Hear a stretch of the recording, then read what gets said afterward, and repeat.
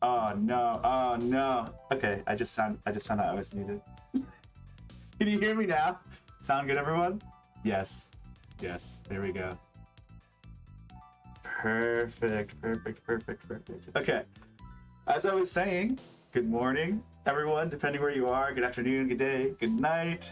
Hello, I'm Edelis, the community director. I'm joined here by men today. We're doing a special La Reina in the Making stream focused entirely on audio. Men, would you like to introduce yourself?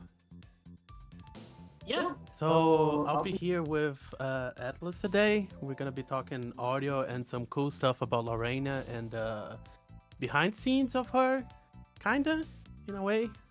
Starting to talk about this, so it's gonna be pretty good. It's gonna be pretty fun.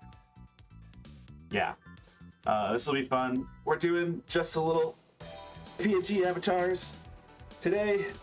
No mics, and we're gonna just focus on some behind the scenes stuff. The series in general, Lorena's a really interesting character to introduce for us, because we're normally very secretive about like the characters that are coming up. We don't want to reveal anything until the actual reveal trailer comes out. So I want to give some background for people about why we're talking about a character that's not even a confirmed release date yet, and she has like no known actual window. This is because she's already been revealed as part of our workshop contest. So we released an article on this just this week to talk about how she came about.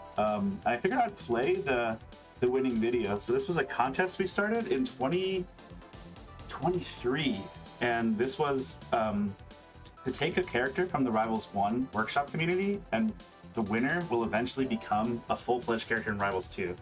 And this is similar to how we did the original workshop 4 in Rivals, where we bought the characters from the winner, and like we're gonna actually turn them into a full-fledged like ether character. They work into the lore, they work into the whole world in the game, and so it's kind of like this whole process we're gonna lay out for development, because everyone knows she's coming, and we can share some steps along the way. So today is sound design, and we're gonna talk about voice acting as well and other audio stuff, but we're gonna hit gameplay design, 3D modeling and character design, animation, narrative, and trailer stuff as the reveal bracket's coming up. So yeah, it'll be a fun rest of the year, because you already know that Galvin is the last character for this year. So Galvin's cooking. We're still going to be talking about him on most of the dev streams. These Lorena ones will be a little fewer and farther between. But yeah, that's the background. Let me mute myself. I'll play the trailer, and then we'll get back into things. This is just, again, the actual contest reveal trailer from back when the contest ended.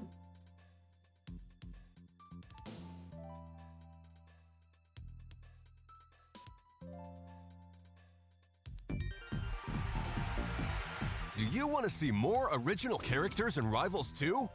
Do you think the community can do a better job than us at moving the genre forward? Well, we gave creators that chance with the Rivals 2 Steam Workshop contest. Creators had 6 months to create an original character, with the winner being officially added to Rivals 2. Our development team played and reviewed over 80 submissions and ranked our favorites based on gameplay, visuals, and lore. Along with our winner, we chose 4 honorable mentions. Helios, the Unstoppable Piece. Owatsu, the Saponaceous Serpent. Yono, the Carrier's Honor. Badra, the Golden Vagrant.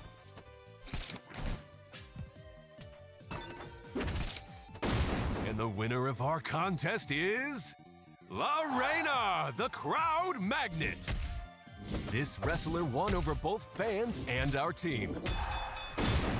We can't wait to translate her grappling style to Rivals 2. We have just begun development on Lorena, but don't expect her soon. There are other characters already in development who will be joining before her. We are so happy with how this contest went, and we plan to keep embracing our amazing community going forward.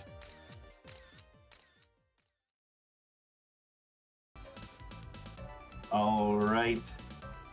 Yes, it's actually so cool to see those characters again because there were so many cool characters in the contest. They're awesome, and they definitely deserve to be highlighted.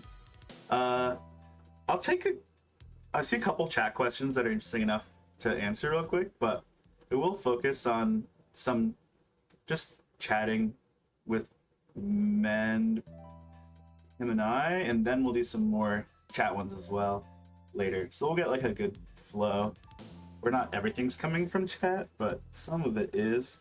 I wanted to say, some people were asking, was Galvin already planned before La Reina was picked? Because they're like, hey, they're both kind of magnetic characters. And actually, Galvin was already in the works. So as in, at least in the design world. So yeah, this is interesting, but that's part of the challenge of something coming from the community, right? It doesn't slot directly into our plans, but it's fun, and part of that, how we adapt it, will literally be part of this story, right? Of how it fits in to the characters and all that stuff. Yeah, and she was good enough. So we wanted two magnet characters. Yeah, exactly. She was just definitely the dev team's overwhelming pick.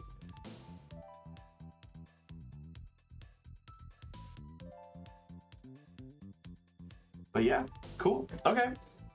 So we're gonna get into it, and this is gonna be kind of like two parts, everyone viewing. So we're gonna talk about just designing the character from the audio and sound for games and stuff, because Mend is a wizard.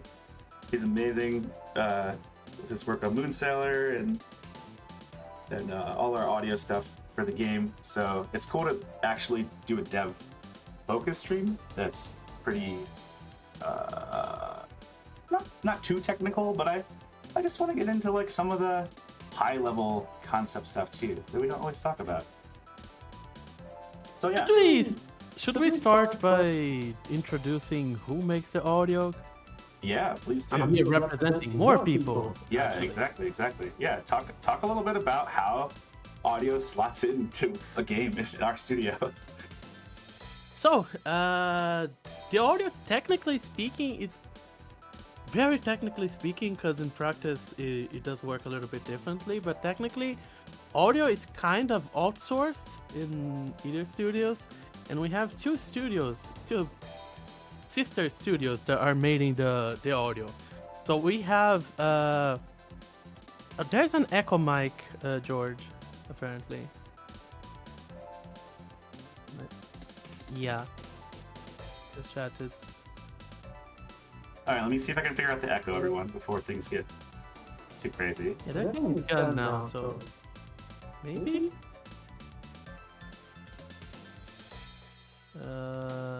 Okay, let's keep going, and chat can Yeah, I let didn't us change know. anything, so just let us know if it's back. Oh, it's back. Okay, interesting. Oh, it seems like it's when you talk, so maybe you're gonna need to mute yourself when I'm talking. Yeah, go ahead. We'll do our best, everyone. Sorry about that. Yeah, so we have two studios that are working on the game, Moonsailor and Reservoirs. Moonsailor is responsible for sound design, for technical sound design, which is my area of expertise. I'm the main technical sound designer in the game, and also part of the music. Essentially, every music that is new for the game. So like the wind jingles, the new music for the stages, and some of the trailer music for newer characters are made by Moonsailor, and then remixes of older tracks are made by Reservoirs. And Reservoirs is the studio of Flashy Goodness that also made music and audio for the first Rivals of Ether game. And basically, there's some people that work on both studios, so that's why I say they're sister studios, but they're technically different entities, and both of them are working together in Rivals of Ether 2 to make the sounds of the game, the music and sound and everything. So yeah, I'm the one who's most closer. Like I work closer to the team because I'm here basically full time at this point, making the bridge and interaction. And I'm probably the one you're going to see more on Discord and other things, but there's a lot of people behind. A lot of hands went to the audio and music of the game, and just wanted to start shouting out that fact to like a lot of people. But yeah, you can see everyone in the credits for the game if you're curious about that too. Yeah, heck yeah. It's a really talented team, and definitely a lot of people that deserve to get spotlighted. Check out the credits. Also, our credits sequence might be like one of the longest credits sequence in gaming because it has all the Kickstarter backers, which is like 25,000 people. But the audio team is before that, so you don't have to wait like the 10-15 minutes for it to scroll through the Kickstarter backers. I just realized also we're gonna like put on. Let me see what I got here. Do you want to see more original characters in Rivals 2? This one again. Do you think? I'm putting on some highlights here. Here we go. Here we go. Everyone, let me know that's playing right. This is our version of Temple Run. This is from Collision just last weekend. But Men and I aren't playing Rivals against each other because we can't play and talk at the same time. It's hard. And we know you guys need something to watch that's moving. So, you know, we're keeping the younger audience in mind. Anyway. Yeah, there's intentionally no audio on that because we're gonna there's casters over these highlights, so the commentators will be interrupting us. So yeah. Anyway, that's rolling now. So yeah, let me start at the start, I guess. So Reina is interesting, right? Because she's already been designed by Onyx and Savvy. So she already had audio and visuals and all this stuff. So how did you guys in the sound team begin the process for a character like this? So there's a couple things, like the fidelity is going up, right? Because it's now this 3D different game than the pixel art game, but also just from the start, I guess, having a character that's designed, how do you take that already and turn it into your own goals and motifs and stuff for a character? Yeah, I think one of the main things that we do when we start a character that technically already exists is that we're gonna look at how they sound in their original game. This also counts for Fleet, even though she wasn't a Rivals of Ether 1 character. So we also looked at her in Dungeons of Ether. We made her audio in Dungeons of Ether as well, so that also helped. I think Pepe, the one who made Fleet for Rivals 2, was also the person doing sound effects, sound design for Dungeons, so that also helped a lot. For most characters in Rivals 1, the sounds in the first game, they're a good reference, but with some limitations. Like, we like to look at them there and try to see like the spirit of how they sounded and just the spirit of the character in general. But one thing that it's kind of a challenge in this game is that as much as we want to pay homage to the first game and bring some of that into the second, those games are very different in terms of environment and sound in general. The sounds in the first game, they're retro sound in general. Also, the music is retro sound, so that makes an environment that is very different from the second game. And a lot of times when we try to go too close to Rivals 1, we run into certain problems where it's like they just stand out a lot compared to the rest of the sounds in the game. I think Absa had a lot of this problem of like, hey, we wanted Absa to be very close to her Rivals 1 incarnation, and then sometimes you would like really stick close to the references there, and we would put in the game and they would like stand out a lot compared to the rest, to the point of sometimes being kind of annoying. So first time it's taking the spirit of the first game and imagine, okay, how can we get that to the next game without sounding too different? Also, sounds are simpler in Rivals 1 in general. So like animations are sometimes faster and snappier, and sounds are kind of go to a simpler route. And sounds in the second game can be quite a bit more complex in terms of layering, in terms of being high fidelity, being more quote unquote realistic. Those sounds in Rivals 2 are not necessarily on the realistic side. But yeah. So the first it's we go back to Rivals 1, we see how they sounded there, so we can pay homage to that. We see what is sounding good there, and that we definitely want to keep. Reina has very good chair sounds in the first one, which is the first thing that came to me when taking a look at her. So we definitely want chair sounds to be very satisfying in the second one. So that's the first part. After we do that, we start recording stuff. So we create a palette of sounds recorded, either from sound libraries that we have, or buying shit that we have here and recording. I have bought a steel chair for Reina, of course. That's amazing. So we're definitely gonna record that. I hope the steel chair survives, because it's probably gonna suffer some degree of violence during the recording process. But yeah, that's definitely the first thing. Like, we look at some of the moves and we try to create a palette. And then we draw from that palette to make the sounds of the character with the animations like synced and make them ready to go for the game. And the last portion of the work is usually my main work in the game. That is putting the sounds in the game, putting the sounds in engine and get them ready. So yeah, that's basically the whole process. Sometimes it's made by more than one person. So for example, if we're taking Absa sound effects were made by Matt, not the producer Matt from Ether Studios, but the Matt from Moonsailor, sound designer, and Pepe. They both did most of the sounds. I did a few ones, like her taunt and intro.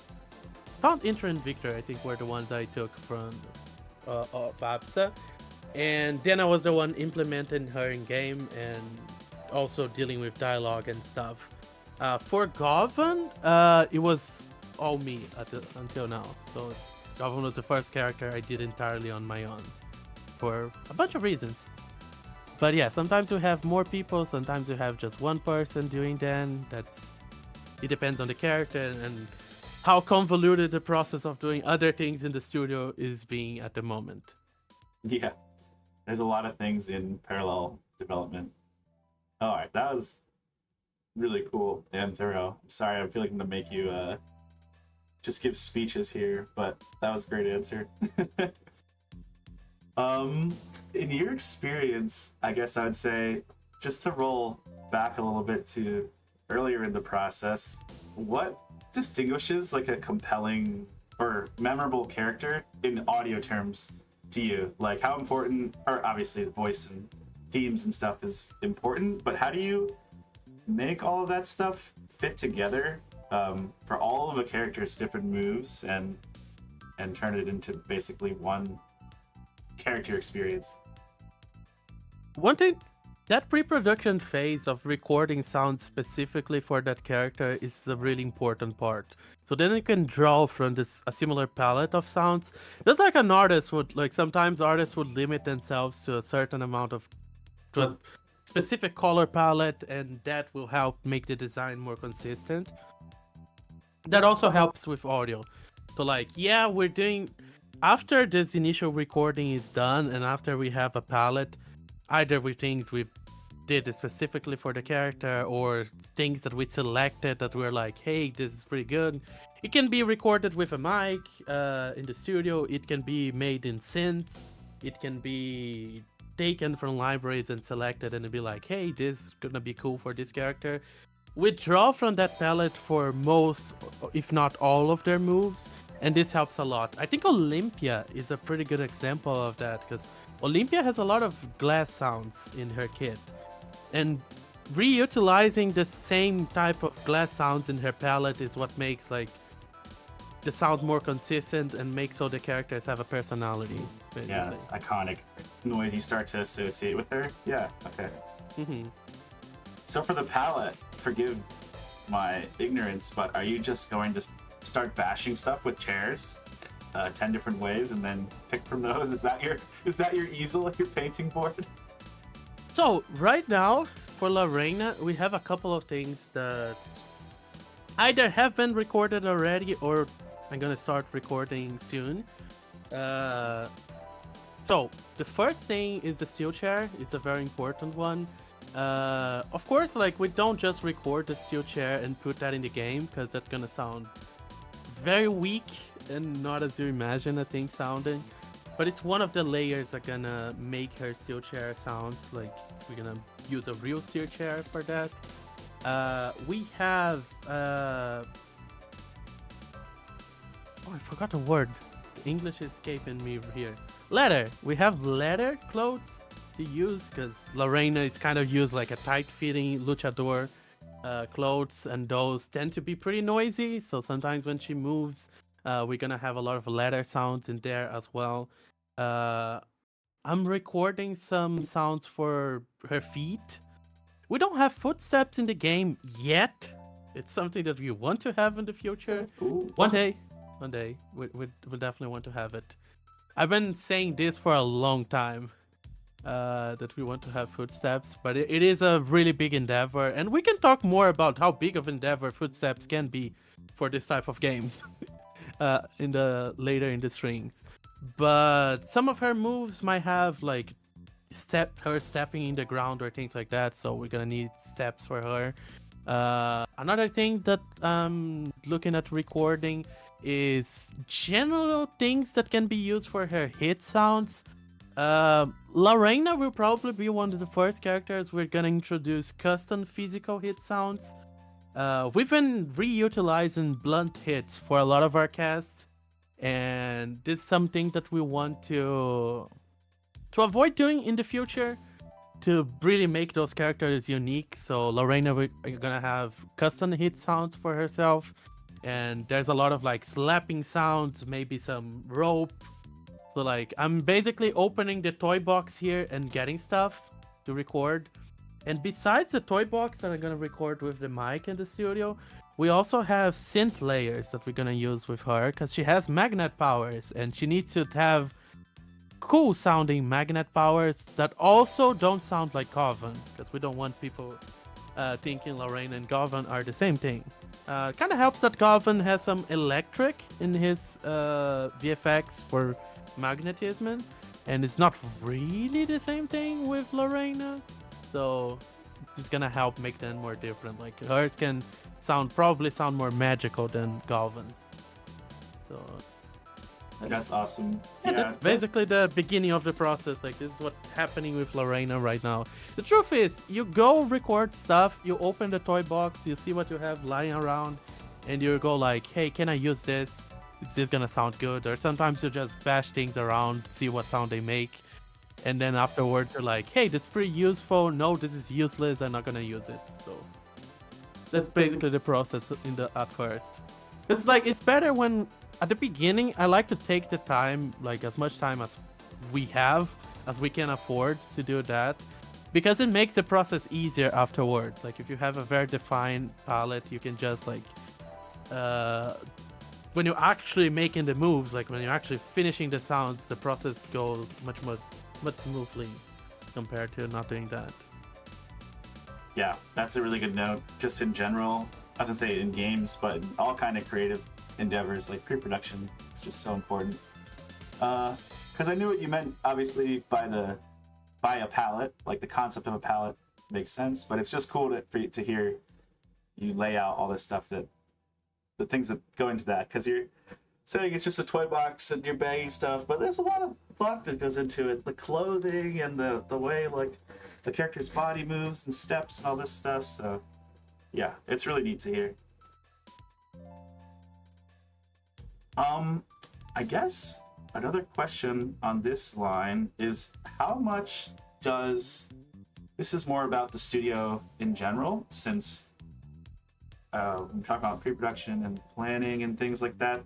Just game design is very collaborative. So how do things work between designers, gameplay-wise, and artists and stuff when we're developing a character, right? Like, how much does that play personally into our process, and what stage does audio come into that? I think we know a little bit that it's obviously later down the line in this case, because he said like, hey, we want to spend as much time as we can thinking about the palette and things like that. But yeah, I guess just tell us a little bit about how the collaborative creative process works. I think the beginning of the process is something that other people can say better about than me. Turning the character into art, animating, VFX, and everything else. But audio is really one of the last parts of the process. It's kind of sad that audio is one of the last parts of the process. Like, you can get some things done even before the character is finished, but a lot of things need to be finished for audio to actually be able to get to the sounds and start finishing them. But I think the main thing is that we really do need like animations, we really do need VFX, and there's a lot of interaction between audio and those parts. Like, actually, when we prepare ourselves to become good sound designers, knowing a little bit about animation, like the principles, and trying to understand what is what animation is trying to convey in terms of rhythm and feel is really important, and VFX as well. And there's a lot of interaction in the studio, actually. Like, the first thing that I get when I start a character is Dan makes a video for me introducing the character and what he thinks about the character and what happens. And after this, there's a lot of interaction between me, Dan, and Trevor to create the sounds. But also, it's not unusual for there being interaction between audio and animation and VFX. Like, so sometimes I have some requests for the animation thing. Hey, can you change this maybe? Can you do something slightly different so audio can do a better job here punctuating? Or maybe VFX, hey, can you add something here because we want to have a sound at this point and there's no VFX that can support a sound. And often this is done for game design reasons more than anything. Like, sometimes it's just because we can't make a compelling audio with what we have visually because there's something missing from that regard, and then we're just like, hey, can you add something? But sometimes it's just like, hey, players need to react to this faster, and sound would be a great way of doing it. But we need something that we can, like, some visual cue that we can put audio on. And also, technically, it is double. Like, you have now a visual cue, and you also have the sound cue, so it gets even better. So there's a lot of interaction in terms of like collaboration. Even audio being one of the last parts of the character creation, there's still a lot of space for collaboration between different areas. Oh, makes perfect sense. We'll take a couple questions from chat, everyone, and then we're going to go into talking more about the voice acting side, which Moonsailor and Rezo Force are also in charge of. And we just put out casting call. I'm sure people have seen, so we'll talk about that. But there was a couple I saw in chat that were interesting about just this game dev stuff. One was asking if we have any ideas, and are we going to bring back like the crowd sounds, the stuff related to like her posing, like because she does all this stylistic stuff in the Rivals 1 version of her. And are you gonna basically, how are you gonna treat that kind of sound? Because that's something that's like not from the character itself. It's a little different than other characters have.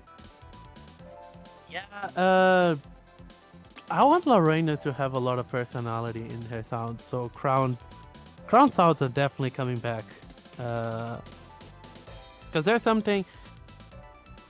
definitely something that gonna differentiate her from other heavies. Like, she needs to be a character that seems like she's performing on a stage kind of theatrically, which is the thing with luchadores as well, so it makes a lot of sense. So yeah, no, crown sounds are definitely coming back, for sure. And maybe other things that are not like, that are more on the theatrical side, they might be coming with her as well. Yeah, awesome. I see chat going like, it's essential, you must. And it was a question from chat, guys. I think we agree on the dev team that she always needed that. But I wanted to let you know that it is definitely coming. Another question from chat was asking just something technical. What kind of tools do we use to do the audio work you're talking about? Well, there's a couple of them, but Yeah, you don't have to get too deep, but maybe just. I'm gonna do the answer that is like the default answer nowadays for working with audio and game audio. Reaper is the best software you can use because it's a cheap software. You have technically an endless trial, so though you should pay because it is very cheap. If you are actually using it professionally, it's really good to pay it. They have two options. Like, they have an option where it's dirty cheap, and then if you're making a lot of money with Reaper, you have another license that is slightly more expensive, but it's still cheap. So it's a great software. It's great for collaboration. I'm not using Reaper yet for many reasons, and because I am very used to Studio One Pro, and that's the main software that I use on my day-to-day work. And we also use, like, on a very, very more technical side, we use Fmod for implementing sounds into the game. And that's also one of the main parts of my work. But that's, like, after the sounds are done for making sounds getting to the game. That's what we used. But yeah, if you want to try game audio, learn Reaper. Don't do like me. Reaper is great. I always love when that's like dev's advice. Like, oh, I made like all of my game in Game Maker, and they're like, please don't copy me. Yeah, there's a lot of softwares that work for this. So like, it's not like if you're using another one, it's not gonna work. They're equally capable. Reaper just has a lot of productivity and collaboration things that are there, and it's also very customizable in terms of workflow. So for sound design and voice dialogue work, Reaper is amazing. For music, maybe not so much. For music, you can use anything nowadays. There's not really anything. Also, there's a question if we use a middleware like WISE or Fmod, and I kind of answered this one already. It's Fmod that we're using. Okay, palate cleanser question. The chat asked if you like Korean barbecue chicken. I never tried it, and maybe I'm losing. Like, maybe I lost years of my life not knowing the delicacy that is Korean barbecue chicken. So, chat, should I try it? Someone's like, I just arrived. That's the first thing they hear. That's great. Yes, chat says yes. Okay, I'll look for that. Dev stream mukbang next time. Okay, let's move into voice acting because we're trying to fit this to about an hour. And someone asked one more thing too. Someone asked if we had anything to show today. I don't believe we do audio-wise, but let me know if that's wrong. But that also wasn't the plan because we're pretty early. Like I said, talking about Reina, there's still a whole other character coming out this year. So we're going to do a little more talking in the beginning of this series than showing, just so it's not like there's two characters coming out at once. But I think in the next month, we'll have some models and some animations and stuff to show on the stream. But today, that's why we're playing just another video in the background, because audio is harder to show, especially early when we're talking about getting into the dev.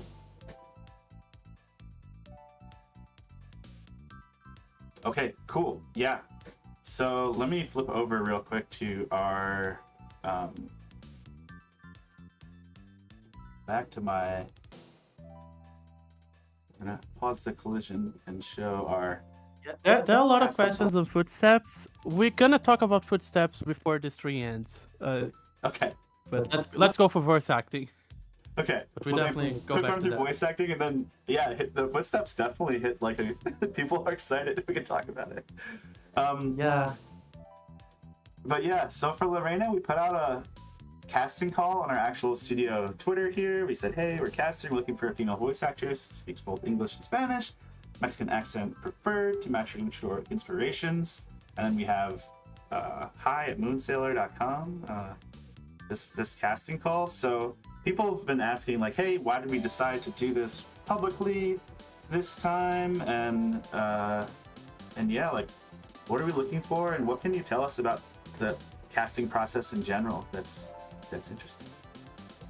Yeah, there are different ways we cast people, but generally for Rivals, it's been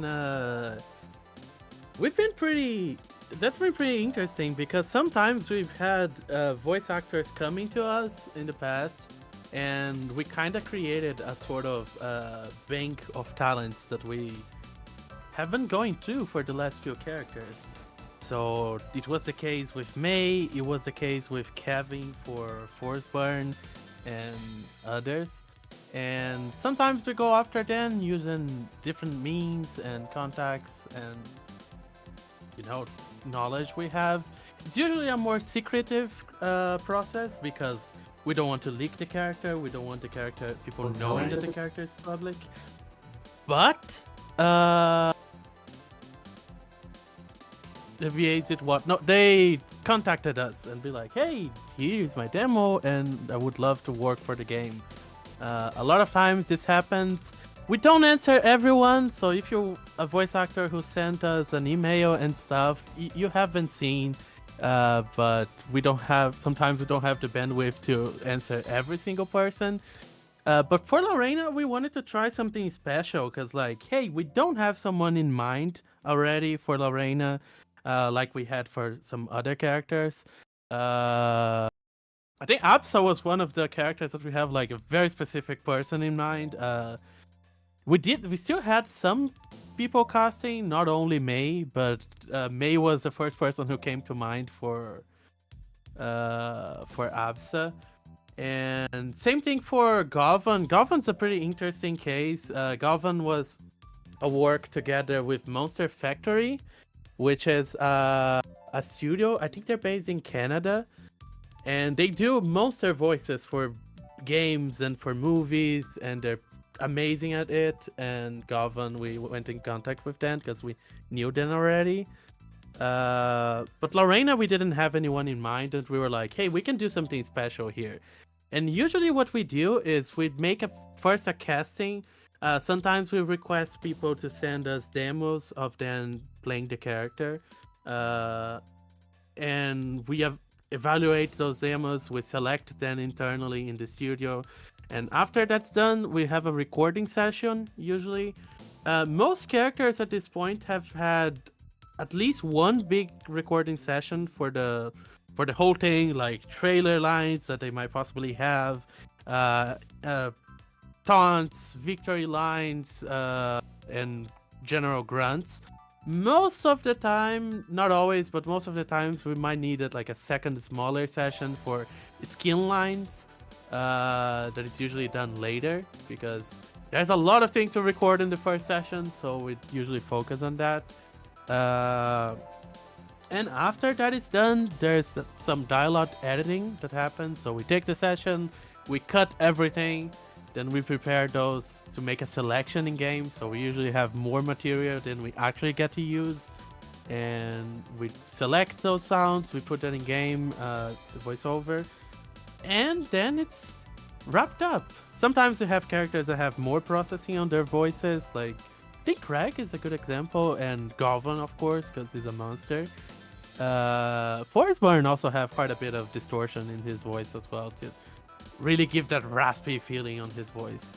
And then it's done. That's basically the process. And We've been receiving some applicants for La Reina. I think we got quite a few of them already, but please let your friends know if you know someone that would be interested. If you know a name of someone to recommend as well, like you can answer in the Twitter post or maybe even send an email to us to recommend someone.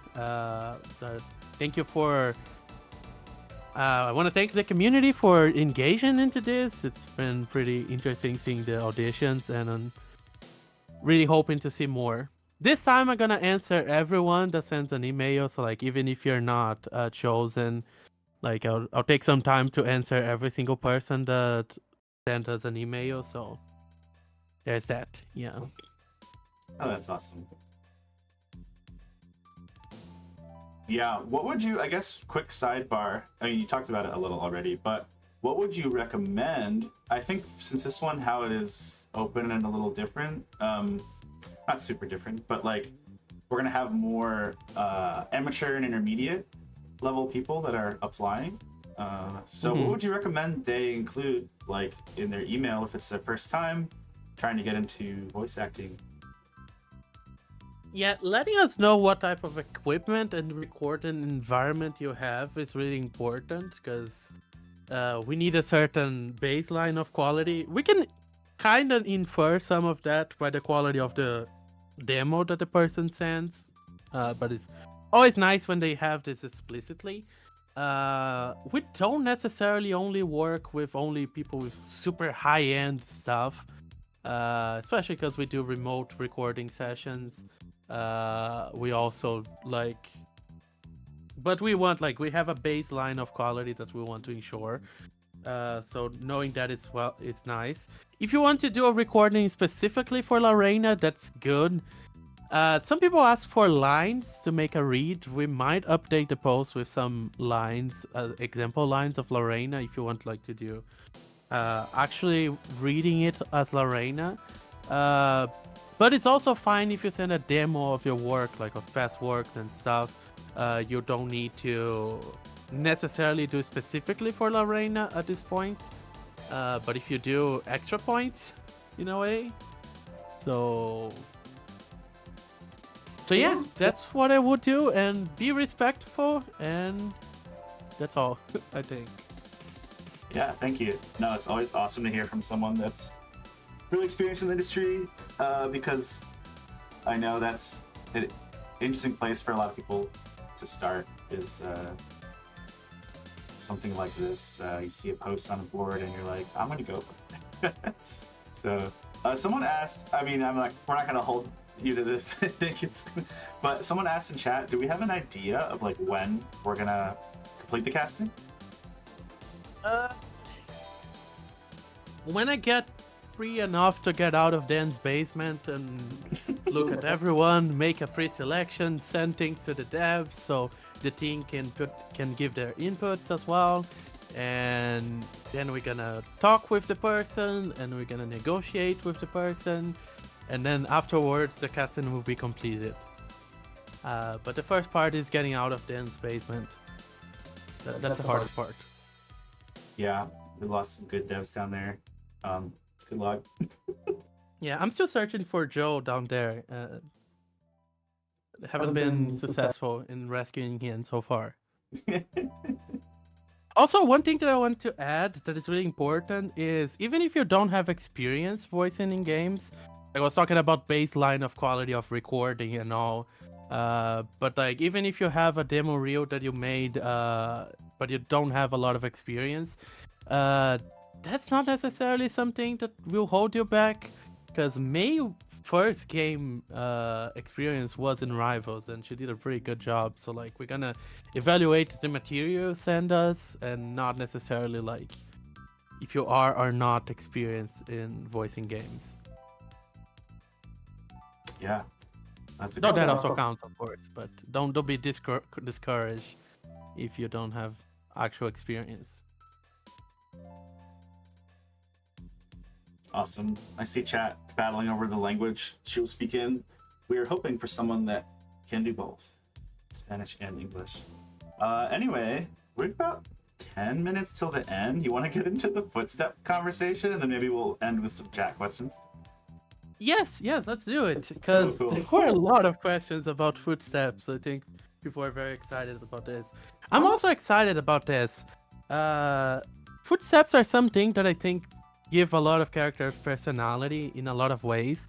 Especially because usually, especially in 3D games, when we're doing footsteps for characters, we're not only doing the step sound of like the shoes in the terrain, but one thing that we usually do that is really interesting is other Foley sounds that are together in the thing. So like if they're wearing clothes, like we're trying to get the sound of those clothes rustling in the footsteps. If they have, I don't know, metal or other attachments in them, we want to have that. So there's a lot of opportunities for personality, and especially in Rivals, like where you have a lot of different sized characters as well, you can get a lot of personality in terms of making their sizing show and stuff. There's one issue though with footsteps. Footsteps are a very expensive endeavor in terms of time and work necessary for them, because they get exponential. Like the work for recording and making footsteps for characters grows exponentially when you start thinking about it. So just to give an example of how those things can happen. First, we can't rely on sound libraries to help us. So sometimes if you're doing a game with humanoid characters, there's a lot of footstep sound libraries out there that if you're in a pinch, you can use them. You don't need to necessarily go out and record for yourself. But not all of our characters are humanoid characters. Not all of our characters are wearing shoes as well. So shoes help a lot. But a lot of the characters are barefoot and they're not human. So that means we need creative, quote-unquote, Foley sessions to make footsteps. Really, Foley? Foley people, please do not kill me for using that word here out of context. But basically, like, for Rivals of Ether 2 having footsteps, we're gonna need to be very creative. So, like, there are some really weird ways that cinema and Foley recorders do for footsteps. So, for example, let's say we're doing characters like Fleet. We could use, like, a leather glove with some attachments to be, like, the nails, basically. And that would be like, we can put that in a hand and use that in the surfaces to make her animal sounds. For Loxodont, that is a very heavy character. And actually, I think footsteps, like this discussion first appeared because people wanted Loxodont to have like those heavy elephant footsteps. Which I also miss, like sometimes when I'm playing Loxodont, I'm like, Loxodont is the character that makes me want footsteps the most. So that's a real thing. Yeah. For Loxodont, I think, I don't know if I would be able to get this solution specifically, but one solution that I know works is getting a dry trunk, and using that for making his sounds. So it's not a big trunk, it should be a relatively small trunk, but you get a dry trunk and then you put some leather into it, and then you use that for making footstep sounds for such a heavy character. So yeah, you gotta do that. And you gotta do that for different terrains as well. So every character gonna have different footstep sounds, and then they can have different shoes depending on skin, and then you can do different terrains. And as more stage and stage skins get released, we might have different terrains that we can't reutilize the sound. So to summarize, it's a lot of work.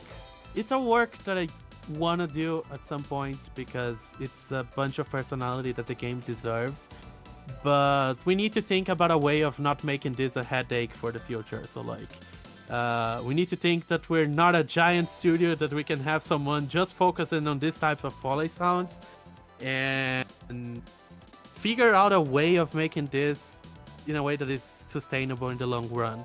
So then we don't have characters releasing without footsteps, which is a really important thing. Yeah, or skins. Once they're in, and there'll be no way that everyone will notice if someone doesn't have it. Yeah. Yeah, but there are some solutions that we already have in mind. So like, some terrains that instead of having all the terrains, like we have stone, we have concrete, we have wood, we have stuff. maybe we can have like just two main hard terrains, so like a concrete, and I'm actually planning on buying a concrete slab to have at home for recording this. Maybe concrete and wood, and then rock and concrete, they kind of sound similar enough so they can get away. Maybe instead of having actual grass recording or actual sand recordings, we can have like one recording with dirt, and then we just layer sand and grass layers on top if we need grass and sand. So there are ways to make so it's less work and it doesn't grow exponentially to the point where it's inviable. But that requires some time and some tinkering and testing to see if it works. So it's happening, and I'm not gonna give a date right now. It's like it's a planned before of the noteboard, basically. Yeah, this isn't on the roadmap like officially because there are other important things, but yeah, this would be something that I know you would love to do, and yeah, obviously the community too, and us think it would be awesome when we can do it, get it done. Cool. Okay, let's get some questions and wrap it up.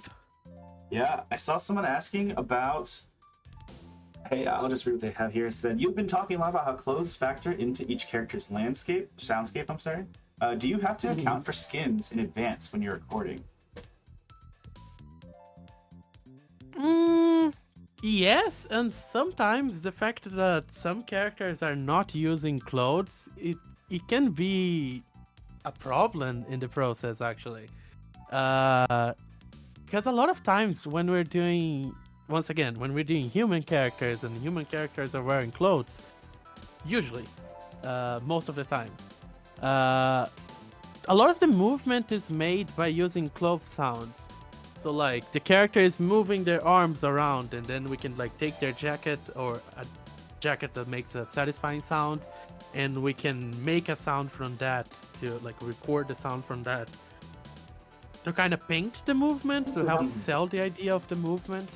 And this happens a lot with some characters. Like if you listen to a lot of the taunts we have in game, like you can hear that there's a lot of this vibe of like the movement is being painted with the clothes. The Forceborn skin, the Pool Party Forceborn skin that has a custom taunt.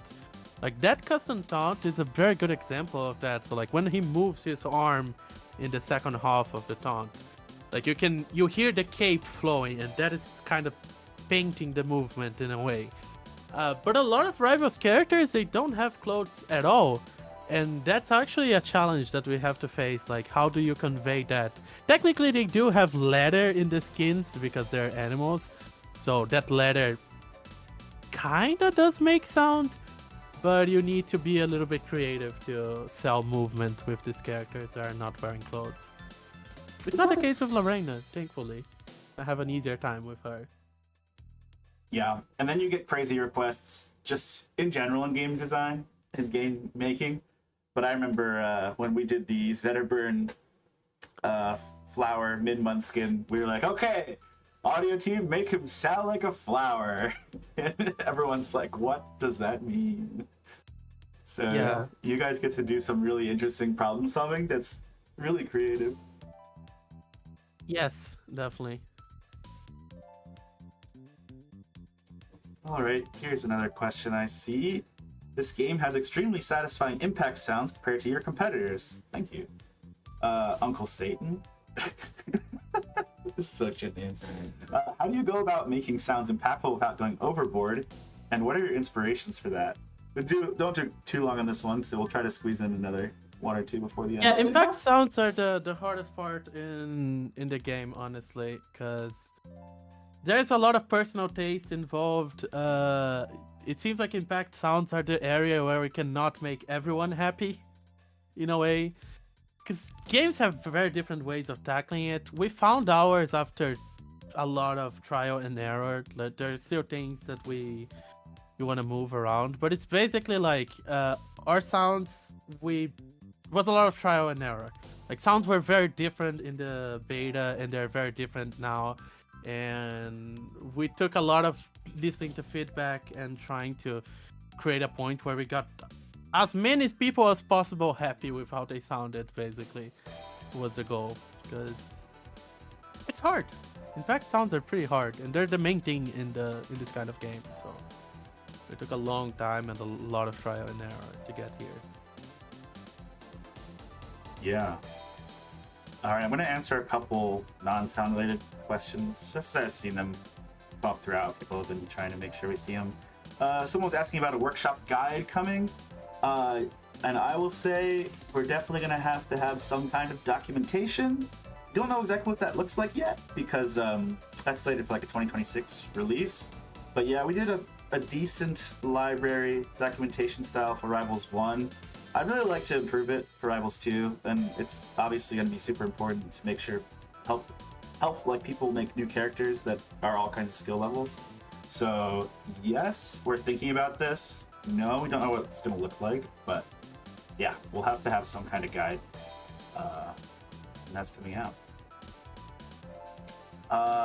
Another one was about the roadmap. Is it completely locked in, or can community suggestion from the noteboard, for example, for content and features find its way in? And yes, absolutely. That kind of stuff finds its way in literally all the time, every month. Sometimes it's small things. If it's like a giant thing that's going to go on, have to be like a large commitment of development resources, it will go into like more of a long-term look. But yeah, that kind of stuff happens all the time.